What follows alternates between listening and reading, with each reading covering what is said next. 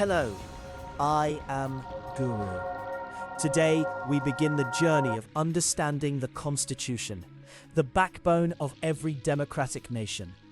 A constitution is the supreme law of the land. It defines how a government works, protects the rights of citizens, and establishes the relationship between the state and the people. According to political thinkers, the Constitution is not just a document, it is the soul of governance and justice. To understand the Indian Constitution, we must first travel back into history, to the period of British rule in India. The constitutional development of India began with the Regulating Act of 1773. For the first time, the British Parliament tried to control the East India Company's administration in India. The office of Governor-General of Bengal was created, and Warren Hastings became the first Governor-General. This act marked the beginning of centralized administration in India. The Regulating Act was not sufficient. Therefore, Pitt's India Act of 1784 introduced a system of dual control.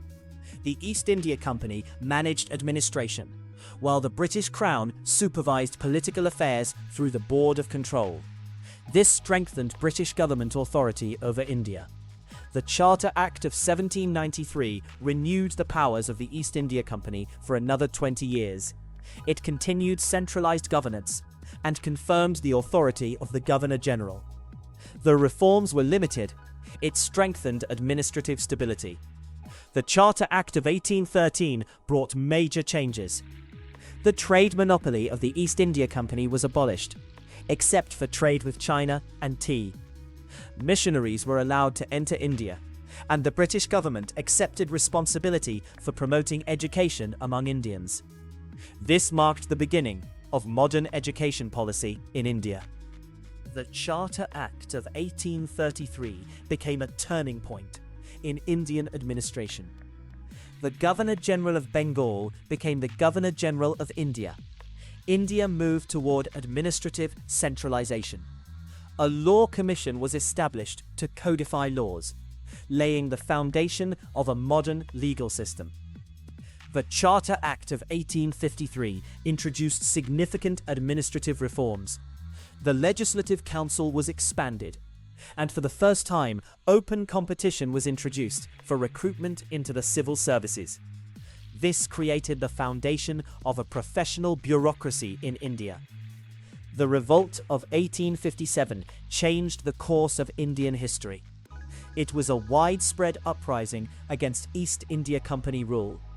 The revolt exposed administrative failures and shook British confidence. As a result, a historic transformation became inevitable. After 1857, the rule of the East India Company came to an end. India came directly under the British Crown.